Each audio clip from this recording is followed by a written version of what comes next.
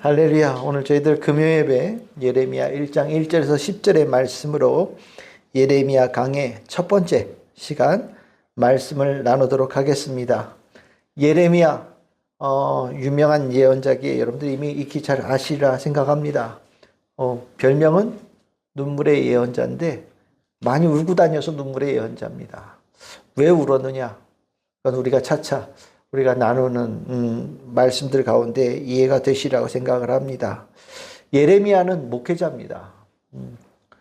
보통 예언자들이 하나님께서 말씀을 맡기셨을 때 가서 말씀을 전하고 아마도 대체적으로는 어떤 일정 기간 혹은 아니면 말씀을 주셨을 때만 백성들에게 전하고 또 백성들과 좀 떨어져 있던지 아마 그랬을 가능성이 상당히 높아요. 그러니까 예언자로, 하나님께서 부르셔서 죽을 때까지 예언자로 쭉 사는 거냐? 그건 아니고, 예언자로 쓰임받았을 기간 뒤 그의 생애의 한 일부분인 사람들도 있고, 일시적인 사람도 있거든요. 근데 예레미야는 아니에요. 예레미야는 하나님께서 그를 예언자로 부르신 이후에 그가 죽을 때까지 예언자로 살았고요. 이 예레미야는 이스라엘 백성들과 함께 있었어요. 계속해서 그들 사이에서 하나님의 말씀을 전하고 대언하고 또 하나님이 그들에게 얼마나 중요한 분인지를 가르쳐주고 맞서 싸우고 그랬던 우리로 따지면 진짜 목회자입니다. 그래서 예레미야는 다른 예언자들은 감정에 대한 표현이 많이 나오지 않거든요. 근데 예레미야는 감정의 표현들이 많이 나오고요. 말씀을 전했을 때 그 말씀을 이스라엘 백성들이 제대로 받아들이지 못하거나 때에 따라서는 하나님의 말씀을 전하는 것을 통해서 박해를 받거나 어려움을 겪었던 일이 많이 있거든요. 그때마다 우리처럼 울기도 하고 탄식도 하고 하나님께 항의도 하고 이랬던 일들이 많이 적혀 있는 예언자예요. 그래서 이 예레미야는 다른 예언자보다 조금 더 우리의 심령을 울리는 그런 예언자입니다. 그래서 우리가 이 예레미야서를 읽을 때에는 그가 전한 말씀도 중요하지만 그가 살아온 과정 속에 있었던 일들, 그 과정 속에서 그가 그것을 어떻게 극복하고 그것을 넘어서고 그럼에도 불구하고 끝까지 하나님의 사람으로 살았는지를 우리가 보게 될 때, 이것이 하나님의 사람의 삶이구나 라는 것을 우리가 좀 더 이해할 수 있고 그래서 더 예레미야 예언자가 귀하게 여겨질 수 있다라는 생각을 갖게 됩니다. 예레미야는 오늘 우리가 성경에 보다시피 2절에 보시면 요시야 13년부터 시작해서 남유다 왕국의 마지막 왕 시드기야가 죽고 남유다가 멸망되어지고 그리고 나서도 몇 년 더 활동했던 예언자거든요. 그러니까 정말 이스라엘이란 나라가 망하는 그 마지막 시기에 활동했던 예언자예요.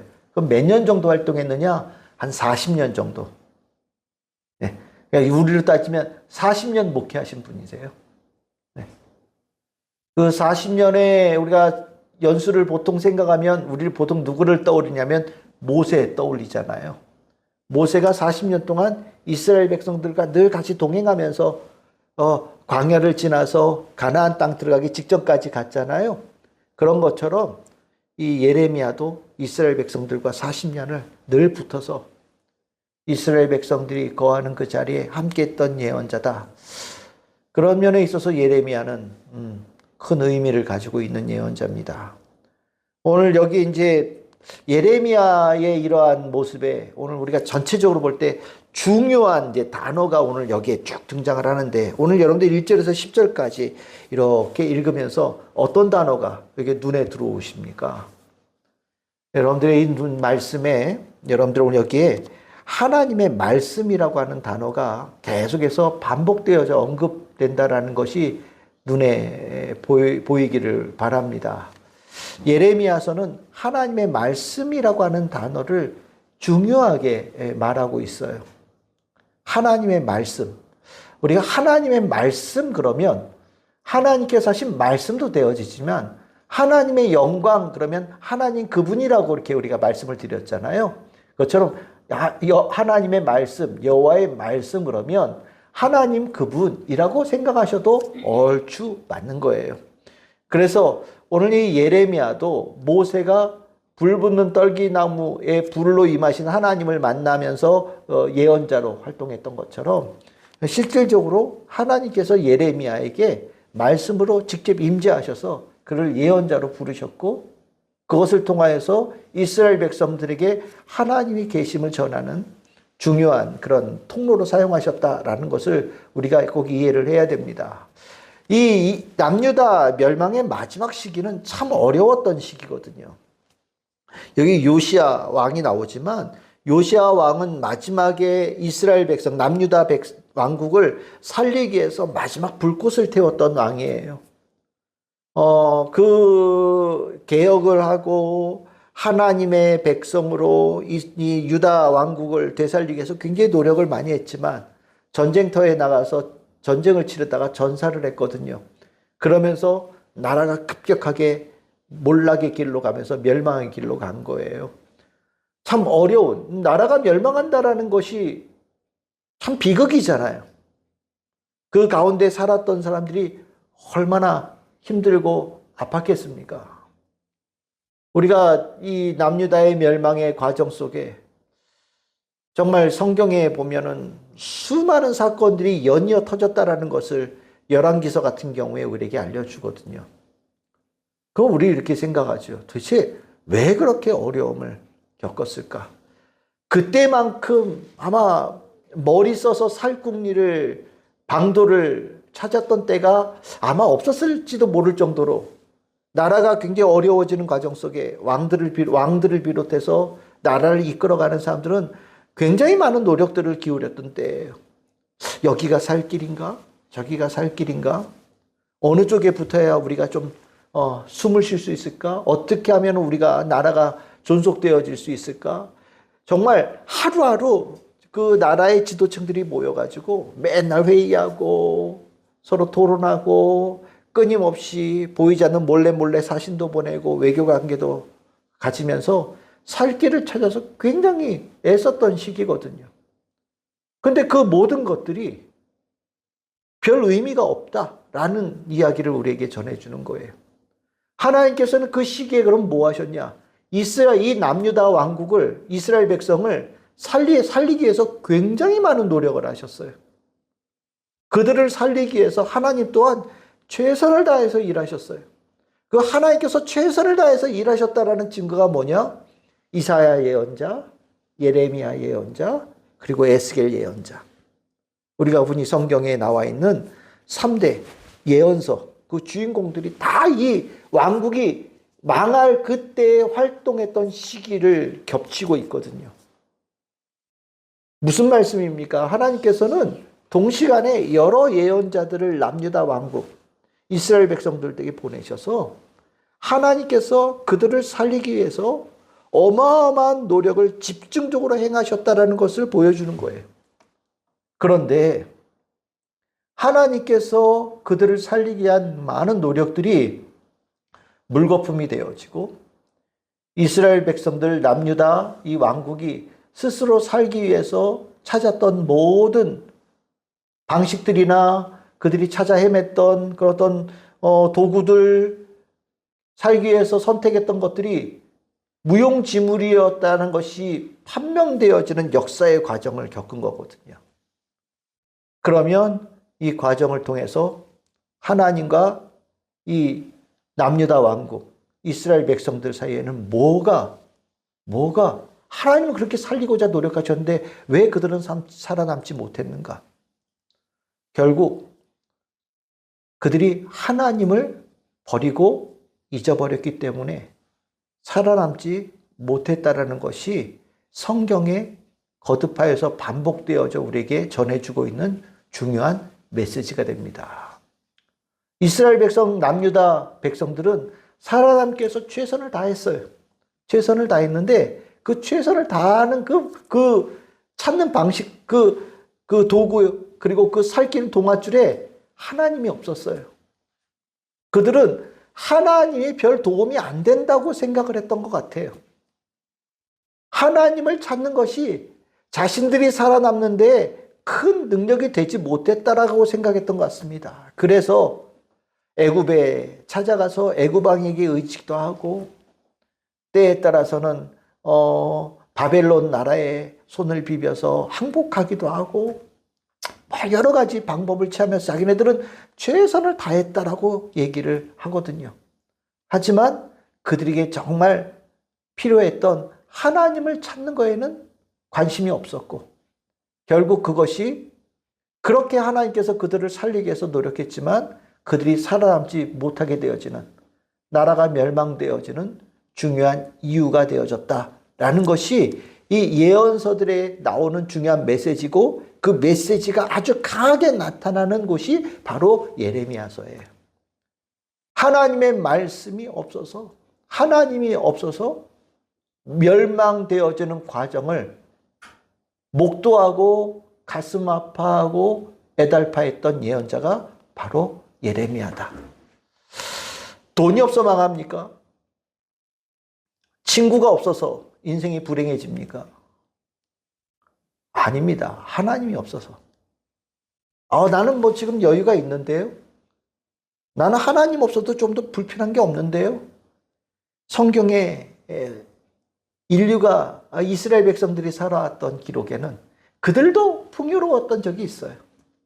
그들도 넉넉했던 적이 있었습니다. 그 넉넉하고 풍요로운 시절에 그들이 하나님 없어도 살 수 있을 거라는 생각을 가졌고, 하나님에 대한 관심을 급격하게 줄이는 과정들을 겪었어요. 그러다 보니까 시간이 얼마 지나지 않아서 하나님을 잊어버리고 하나님을 외면했던 그 여파가 그들의 삶에 나타나기 시작했고, 그것은 이스라엘 백성들이 예측하지 못했던 일이고 이스라엘 백성들이 준비하지 못했던 일이라는 것이 성경의 기록인 거예요. 하나님 없어도 잘 살 수 있는 사람이 있냐? 없어요. 하나님 없어도 별일 없이 살 수 있는 사람이 있냐? 없어요. 하나님 없어도 잘 될 수 있는 인생이 있느냐? 없어요. 성경에 우리에게 분명하게 전해주는 중요한 메시지예요. 우리 인생을 살면서 별일 없는 것이 정상이냐? 아니죠. 우리의 기본적인 상태는 늘 뭔가가 있는 것이 우리들의 인생이에요. 맨날 해가 반짝반짝하고 평온하고 따뜻하고 그냥 여유롭게 지내기 좋은 것이 우리들의 일반적인 상태냐? 아니잖아요. 여러분들, 아담과 하와가 에덴 동산에서 범죄한 이후에 에덴 동산에 쫓겨나서 어떤 삶을 살았습니까? 땀 흘려 일해서 겨우 먹고 사는 수 있는 것이 인생이 되어진 것이 그 에덴 동산에 쫓겨난 다음에 일어난 일이거든요. 그게 인생이에요. 땀 흘려 열심히 살아도 내가 풍족하게 살고 여유롭게 살 수 있는 여지가 없는 것이 하나님께서 에덴 동산에서 떠난 아담의 후손들에게 주신, 그들에게 내리신 징벌이거든요. 무슨 말입니까? 늘 무슨 일이 있는 거예요. 힘든 일이 있는 거예요. 어려운 일들이 있는 거예요. 그 어려운 일들이 있는 그 삶을 우리가 하나님과 함께 할 때, 예수님과 함께 할 때, 성령님과 함께 할 때 평온함을 갖게 되어지고, 무슨 일이 있어도 해결함을 받는 은혜를 있게 되어지는 것이고, 극복할 수 없게 느꼈던 문제들도 넘어설 수 있는 은총을 입은 자가 되어지는 거거든요. 하나님과 함께하기에 우리가 평안한 거예요. 하나님께서 우리에게 은혜를 베푸시는 가운데 있기에 우리가 그 문제를 넘어설 수 있는 자가 되어지는 거예요. 우리가 매일매일 살더라도 쓰러지지 아니하고 다시 소망을 가지고 하루하루를 시작할 수 있는 것은 하나님 안에 있는 특별한 은총의 결과인 겁니다. 그것을 편안할 때, 하나님의 그 은혜 안에 있을 때 깨달으면 얼마나 좋아요. 이스라엘 백성들이 애굽에서 종살이할 때 정말 못 살겠다라는 거 아니에요? 죽을 것 같다라는 겁니다. 하나님, 죽을 것 같아요. 이 죽을 수 있는 상황에서 누구도 우리가 죽는 것에 관심이 없습니다. 우리의 목소리를 들어주실 이 하나님밖에 없고, 우리를 죽음의 고통에서 건져주시 하나님밖에 없어서 우리가 하나님께 부르짖습니다. 우리를 살려주세요라고 이스라엘 백성들이 하나님께 부르짖었다는 거 아니에요. 그게 무슨 소리입니까? 살려주시기만 하면 하나님 잘 섬기고 하나님 잘 믿고 하나님만 살겠습니다 라는 결단으로 부르짖은 거잖아요. 그런데 그들이 어때요? 그 얼마 안 남아서 여전히 과정은 광야임에도 불구하고 불평이 쏟아지고, 그치요? 아직 가나안 땅에 이르지도 못했는데도 하나님께 반역하고, 아직 그들에게 충만한 하나님의 은혜가 공급되어지기도 않았는데도 불구하고 뭔가 하나님에 대해서 다른 마음을 갖는 자들의 모습이 이스라엘 백성들이 나타나잖아요. 그것이 우리의 본성이라는 거예요. 본성이라는 거예요. 이 본성의 악함이 결국 얼마나 큰 문제를 일으키느냐를 아주 단적으로 보여주는 사건이 이스라엘이란 나라의 멸망이거든요. 북이스라엘의 멸망, 남유다의 멸망은 하나님을 잊어버린 자들의 그의 삶에 어떤 일이 일어난지를 보여주는 명확한 증거가 되어지는 겁니다. 그래서 우리가 이 예레미야서를 읽을 때 이 마지막 이 나라가 멸망하기 전에 요 40년 가까이를 활동했던 예레미야의 메시지를 들으면서 그들에게 없었던 것이 하나님의 말씀이 없어서 그들의 삶에 이렇게 큰 일이 일어난 거구나라는 걸 먼저 이해할 필요가 있겠다. 우리 성도님들에게 하나님 말씀이 얼마나 중요한지를 확실하게 깨닫고 하나님과 함께 살아가는 것에 대한 삶의 여정을 확고하게 다짐하는 것을 우리가 먼저 마음에 새기면서 이 예레미야의 말씀을 우리가 함께 나눴으면 좋겠다라는 생각을 갖습니다. 그러면 이 예레미야는 그런 면에 있어서 하나님의 말씀이 없던 자에서 하나님의 말씀이 함께하는 자의 그 삶을 보여주는 거예요. 이스라엘 백성들은 하나님의 말씀을 들을 수 있는 길을 갖지를 못했어요. 그래서 하나님께서 예레미야를 선택하신 거예요. 예레미야를 선택하셔서 그의 삶에 하나님의 말씀을 집어넣어 주신 거예요. 그리고 하나님의 말씀이 그 예레미야의 삶을 어떻게 이끌어가는지, 그의 삶을 어떻게 변화시키는지, 그를 어떻게 살려내는지, 그를 어떻게 영광스러운 자로 만들어 주시는지를 증명하는 메시지로 삼으신 겁니다. 즉 예레미야는 그의 삶의 메시지였어요. 그의 인생 자체가 하나님이 꼭 필요하다라는 것을 보여주는 중요한 메시지였어요. 그래서 많은 이들이 예레미야의 삶 자체를 주목했던 겁니다. 오늘 성경에 보시면 예레미야가 하나님 말씀 만난 이야기가 나오는 거죠. 보통 이것을 소명이라고 얘기를 해요. 소명 이야기. 근데 뭐라고 나옵니까? 4절에 여호와의 말씀이 내게 임하였다. 하나님을 만났다라는 거예요. 그럼 하나님을 만날 때 예레미야는 어떤 상황이었느냐? 6절에 나오죠.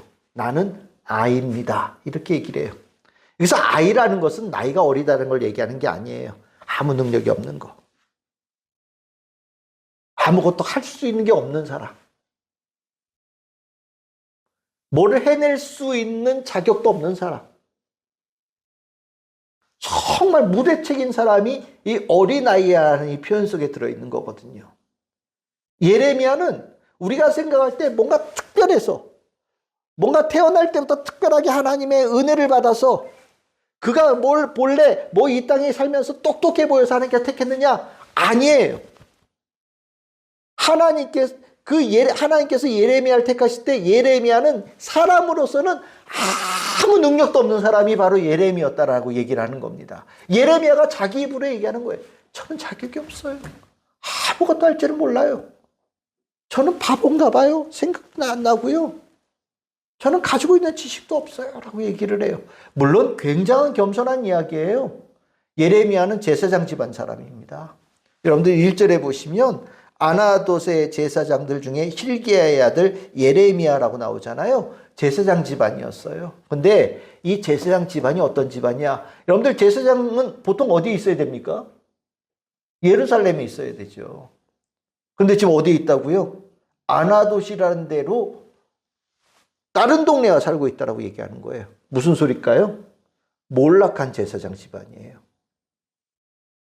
더 이상 제사장, 성전에 가서 제사장의 역할을 할 수 있는 임무를 수행하는 그런 집안이 아니라 그로부터 배제되어진 낙향한, 몰락한 제사장 집안 출신이 예레미야예요. 그러니까 굉장히 의기소침되어 있는 거예요. 그 인생이 어떻게 보면 망한 것과 같은 거예요. 아무것도 할 수 없는 존재인 거예요. 그래서 예레미야가 하나님을 만났을 때 하나님께 자기를 그렇게 소개해요. 아마 사람들도 예레미야를 그렇게 봤을 수도 있어요. 그렇지만 여러분들, 제사장의 역할을 수행하지 못하니 하나님과 떨어져 있는 사람, 하나님께 버림받은 사람, 하나님께서 관심을 두지 않는 사람이라고 생각할 수 있겠죠. 그런데 오늘 아주 대단한 말씀이 나와요. 5절입니다. 내가 너를 모태에서 짓기 전에 너를 알았고, 내가 배에서 나오기 전에 너를 성별하였고, 너를 여러 나라의 선지자로 세웠다 라고 하나님께서 말씀하셔요. 이 말씀은 예레미야에게 하신 말씀이지만 실질적으로 이게 이스라엘 백성들에게 하시는 말씀이에요. 예레미야가 사람들이 볼 때는 아무 능력이 없는 하나님께 버림받은 자처럼 보이지만 그 안에, 그의 시작에 하나님께서는 다른 것을 보신다라는 거예요. 내가 너를 잘 알고 있다. 모든 것을 알고 있다는 거예요. 굉장히 친밀하다는 걸 얘기하는 겁니다. 너는 이미 내 손바닥에 새긴 귀한 이름이다. 내가 너를 잘 알고 있고 너는 이미 내가 특별히 관심을 두고 보고 있는 존재다. 너는 이 세상에서 하나님의 영광을 나타내고 하나님의 살아계심을 증거하는 자로 하나님께서 사명을 준 자다라고 하나님께서 예레미야를 그렇게 보고 계신다는 걸 말씀하고 있는 거예요. 결국 이스라엘 백성들은 하나님을 잊어버렸어도 하나님은 이스라엘 백성을 잊어버리지 않고 계신다라는 걸 얘기하는 거예요. 이스라엘 백성들은 하나님을 잊어버려서 인생의 깊은 위기 속에 들어가고 있는 상황 속에서 하나님께서는 그들에게 굉장히 중요한 것을 일깨우고 계시는 거예요. 너희들을 내가 잊지 않았고 너희들은 중요한 존재다. 그것을 깨닫고 그것을 회복하는 것이 너희들의 살 길이다 라고 말씀해 주시는 거거든요. 우리가 사단이 우리에게 얘기할 때 너 아무것도 아니야. 너는 인생의 패배자야. 너는 못생겼고 돈도 없고 몸도 약하고 친구도 없고 세상에서도 성공하지 못한 자야. 너는 별 볼일 없는 자야 라고 우리에게 얘기하거든요. 그러면서 우리를 축소시키고 망가뜨리려고 해요. 그 소리가 우리의 귀에 들어와서 심령을 자리 잡기 시작할 때 우리는 어둠 속으로 들어가는 거예요. 그런데 하나님께서는 우리를 그렇게 보지 않으셔요. 하나님께서는 우리를 망한 자, 실패한 자, 못생기고 돈도 없고 성공하지 못한 자로 보지 않으셔요. 하나님께서는 가장 가까이 지내는 자, 가장 친밀한 자, 하나님께서 이미 구별하셔서 기억하고 있는 자, 하나님께서 특별하게 사명을 맡기신 존재로 우리를 보고 계신다라고 말씀하고 계시는 거예요. 내가 나를 볼 때는 아무것도 할 수 없는 존재처럼 나를 생각할지 모르지만 내가 나를 어떻게 생각하냐는 중요하지 않아요. 하나님께서 나를 어떻게 보시고 있느냐, 그것을 내가 알고 있느냐가 중요하다라는 거예요. 하나님께서는 예레미야에게 알지 못하던 사실, 잊어버리고 있던 사실을 일깨우고 계셔요. 우리가 기도하면서, 우리가 주님의 사람으로 살아가면서 성령께서 우리 안에 일깨우시는, 날마다 우리를 일깨우시는 중요한 자기 정체성이에요. 여러분들 기도하실 때 어떤 생각을 드십니까? 힘들고 어려운 가운데, 내가 낭망하는 가운데 기도할 때 있잖아요. 실패하여서 눈물을 흘리면서 기도할 때 있잖아요. 그 기도할 때 사단은 너는 그럴 수밖에 없는 존재야, 망한 존재야 라고 우리의 귀를 얘기할지 몰라도 우리 안에 계신 성령님은 아니야. 너는 하나님께 복받은 자다. 너는 하나님께서 구별하신 자다. 얘야, 용기를 내거라. 일어서거라. 달려가거나 용기를 주시잖아요. 여러분들 다 그 경험해 보셨죠? 우리가 기도하면서 하나님께서 나를 사랑하신다라는 것을 깨닫게 되진 깊은 은혜에 들어가는 거, 바로 그런 순간 아닙니까? 오늘 예레미야에게 하나님께서 찾아오셔서 만나 주실 때 예레미야를 일깨우신 중요한 가르침이에요. 여러분들이 귀를 열어서, 영의 귀를 열어서 여러분들을 이렇게 세우시는 주의 말씀을 더 크게 들으시기를 바랍니다. 여러분들을 주저앉히고 여러분들을 무너뜨리는 사단의 악한 영의 소리가 아니라 여러분들 안에 이미 자리 잡고 계신 하나님의 말씀, 여러분들을 사랑하신다는 하나님의 말씀이 크게 울리는 성도들이 되기를 꼭 소망합니다. 그것이 살 길이에요. 하나님께서 우리를 보고 그렇게 보고 계신다는 것이 얼마나 큰 은혜인지 모르는 거예요. 이제 그렇게 말씀하시면서 7절 보십시오. 이제부터 너의 입에 말을 바꿔라. 입만 열면 나는 못해요. 나는 안 해요. 난 별 볼 일 없는 사람이에요. 난 실패자예요. 나는 무식해요. 난 돈도 없어요. 부정적으로 얘기하는 그런 말 말고 내가 너에게 준 말을 입에 채워서 살거라. 나는 하나님께서 사랑하는 자다. 나는 하나님께서 특별하게 구별한 자다. 나는 하나님께서 특별한 사명을 맡기신 영광스러운 존재다라는 것으로 입에 채우라는 거예요. 그 말을 하라는 거예요. 그것이 내 입에서 나를 향해서도 나오지만 이제 다른 사람을 향해서도 그 얘기를 전하는 자가 되라고 예레미야에게 말씀하고 있는 거거든요. 너는 안 돼. 너는 실패했어. 너는 끝났어. 라는 것이 우리 입에서 나갈 말이 아니라 그 안에 계신 하나님의 가능성, 그 안에 있는 하나님의 사랑, 하나님의 선택하심, 그의 영광스러움을 그에게 깨우쳐주고 일깨우고 세우는 것이 하나님의 사람의 사명이다. 우리에게 원하시는 하나님의 뜻이다라는 것을 오늘 이 말씀을 통해서 확실하게 알기를 원합니다. 그 과정이 예레미야의 하나님께서 찾아오셔서 만나시는 과정 속에 있었던 중요한 일이다. 그러면서 세 번째로 또 하나의 말씀을 주셔요. 그게 9절에 나오죠. 여호와께서 그의 손을 내밀어 내 입에 대셨다. 여호와께서 내게 이르시되 보라 내가 내 말을 내 입에 두었노라. 이것이 여러 가지로 해석이 되어질 수 있는데 하나님께서 예레미야의 입에 손을 대고 그에게 어떤 말을 맡기셨다라는 것도 되어지지만 실은 예레미야서 전체를 보게 되어지면 말을 맡기신 게 아니라 이제 하나님의 말씀으로 살아가는 삶이 어떤 것인지를 그의 삶을 통해서 나타내시겠다라는 하나님의 중요한 손대심이라고도 이해할 수 있는 거예요. 예레미야가 어떤 말을 하는 자가 아니라 하나님의 말씀이 그의 삶에 들어와서 그가 어떤 사람이 되어지는지를 만인들에게 나타날 존재로 하나님께서 그를 삼으시겠다라는 중요한 징표다라는 것으로 표현할 수도 있다라는 거예요.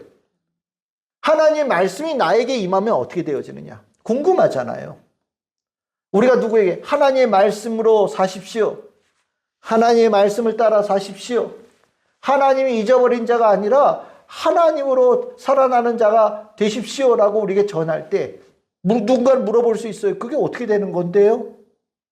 물어볼 수 있잖아요. 그때 하나님께서는 그 증거로 누구를 보여주기를 원하시느냐? 바로 예레미야라는 그 예언자 삶 자체를 증인으로 세우겠다라는 것이 이 9절의 말씀이라는 거예요. 그러면 그렇게 하나님의 말씀이 삶에 들어올 때 어떤 일이 하냐? 10절이 되는 거예요. 이 말씀이 앞으로 예레미야가 어디 가서 이런 말씀을 할 거다라는 것도 될 수 있지만 이걸 조금 다르게 표현하면 하나님의 말씀이 예레미야를 어떻게 변화시키는지를 보여주는 말씀도 된다라는 거예요. 하나님의 말씀이 예레미야에게 임하면 어떻게 되느냐? 여러분들 앞에 4개가 나오죠. 뽑고 파괴하고 파멸하고 넘어뜨리고 참 부정적인 단어예요. 그렇죠? 근데 이것이 부정적인 단어가 단어를 조금 바꿔서 생각을 하면 이게 네 개를 묶으면 뭐가 될까요? 회개하는 것이 되는 거예요. 회개하는 것이 되는 거예요. 하나님의 말씀이 우리 안에 들어왔다는 게 어떤 의미냐? 내가 잘못되어짐을 인정하고 이 안에서 깨뜨리는 일들이 일어난다는 거예요. 하나님은 달콤한 소리가 아니에요. 하나님의 말씀은요, 죄악된 나를 부셔뜨리는 큰 바위 덩어리 같은 거예요. 부셔져야 사는 거예요. 죽어야 사는 거예요. 완전히 무너져야 재건이 되는 거예요. 그 과정을 하나님께서 예레미야의 삶을 통해서 보여주시겠다고 말씀하시는 거예요. 우리 어떻게 되냐? 안 망하려고 노력하잖아요. 안 무너지려고 노력하잖아요. 어떻게든 최대한도로 내 삶을 지키려고 노력을 하잖아요. 근데 하나님은 뭐라고 말씀하셔요? 깨져야 된다. 무너져야 된다. 뽑혀야 된다. 부셔져야 된다라고 말씀하시는 거예요. 뭘로요? 하나님의 말씀으로요. 그래야 산다라는 거예요. 그래서 나오는 그 다음에 단어가 뭐예요? 그렇게 되어지면 내가 건설하고 심을 것이다라고 말씀하시는 거예요. 말씀으로 부셔진 자를 하나님께서 이제 말씀으로 아름답게 온전하게 영광스럽게 만드시고 심으시고 세우시겠다. 이것이 하나님의 말씀의 역사고 하나님의 계획이라는 것을 오늘 예레미야의 삶을 통해서 내가 보여주겠다라고 말씀하는 거거든요. 이게 이스라엘 백성들을 향한 말씀이 아니라 하나님의 말씀을 들을 모든 이들에게 하나님께서 하시고자 하는 과정이다라고 이해하면 훨씬 더 생동감 있게 이 말씀을 이해할 수 있다는 거죠. 예레미야의 삶이 어땠느냐? 정말 힘들었던 거예요. 우리가 그런 얘기 하더라고요. 예레미야가 과연 몇 명이나 회개를 시켰을까? 예레미야 말 들었다는 사람이 안 나와요, 거의. 40년 동안 하나님의 말씀을 정말 목숨 걸고 전했는데 예레미야의 그 전한 말씀을 듣고 회개한 사람이 거의 없어요. 예레미야는 사랑받기보다 거의 평생을 미움받으면서 살았던 사람이고요. 죽을 때는 어디서 죽었느냐? 애굽에 내려가서 예레미야가 예루살렘 땅에서 죽은 사람이 아니라 끝까지 하나님 외면하고 저 말 안 듣고 애굽으로 도망했던 사람들이 예레미야를 납치해서 갔어요. 그 납치당해가지고 그 도망가는 사람들과 동행해서 갔던 사람이 예레미야예요. 그래서 결국 예레미야는 애굽 땅에서 생애를 마무리한 예언자입니다. 그의 인생은 죽을 때까지도 편한 적이 없어요. 그런데 그 예레미야의 삶이 결국 우리가 보다시피 우리가 예레미야의 말씀을 더 깊이 들었어야 되는데 예레미야의 말씀을 더 심령에 새겼어야 되는데 그 귀한 말씀을 받아들여서 우리가 깨지고 부셔져야 되는데 라고 진심으로 회개하게 만드는 중요한 계기가 된 거예요. 그래서 예레미야의 말씀과 가장 깊은 연관성을 가진 성경의 책이 어떤 책이냐면 신명기라고 얘기를 해요. 신명기에 보면 회개하라는 말씀 많이 나오잖아요.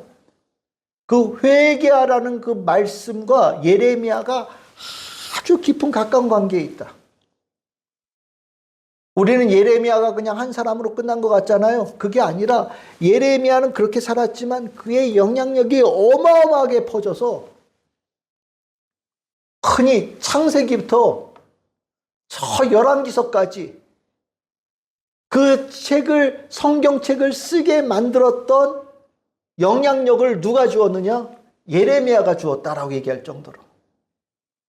우리가 그렇게 잘못했습니다라고 반성하고 과거의 역사를 쓰면서 우리가 하나님 말씀을 제대로 듣지 않았습니다라고 반성하게 책을 쓰게 만드는 그 과정의 영향력을 누가 끼쳤냐? 예레미야가 끼쳤다라고 얘기할 정도로 예레미야는 중요한 역사적인 인물이고 위대한 신학자가 되어졌다는 것이 거의 성경적으로 학문적으로 거의 정설에 가깝거든요. 무슨 말씀입니까?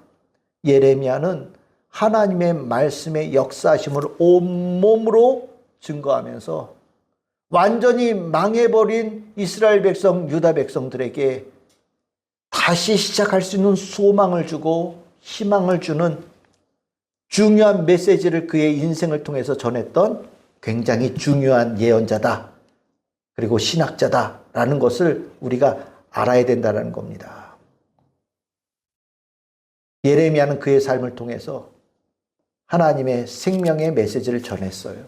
말씀이 회복될 때, 말씀이 그의 삶을 뒤집어 놓을 때, 그때가 바로 살아나는 그때다. 소망의 그때다라는 것을 전한 거죠. 우리가 말씀을 들을 때 그 말씀이 내 속을 뒤집어 놓기를 소망하며 말씀을 들어야 돼요.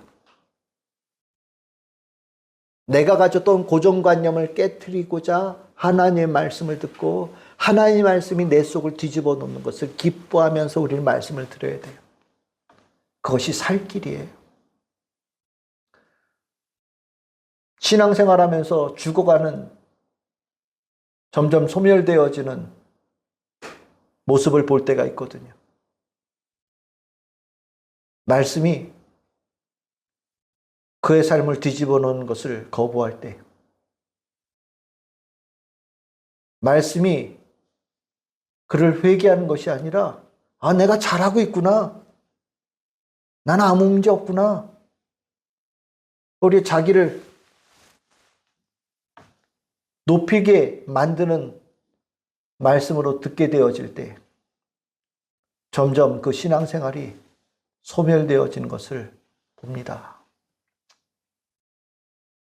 우리는 지금 누가복음 주일날도 세례 요한 얘기하잖아요.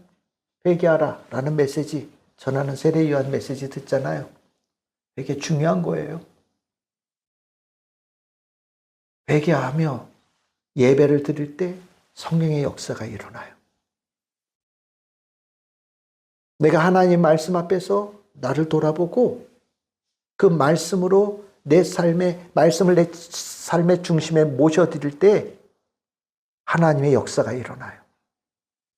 그게 나를 살리는 거예요.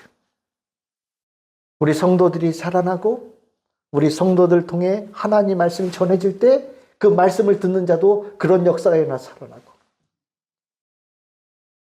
또 그가 또 누군가에게 하나님의 말씀을 전할 때 또 거기도 살아나고 그렇게 연쇄 효과가 도미노처럼 쫙 일어나서 하나님의 살게 하시는 이 축복이 많은 이들에게 전해지기를 소망합니다.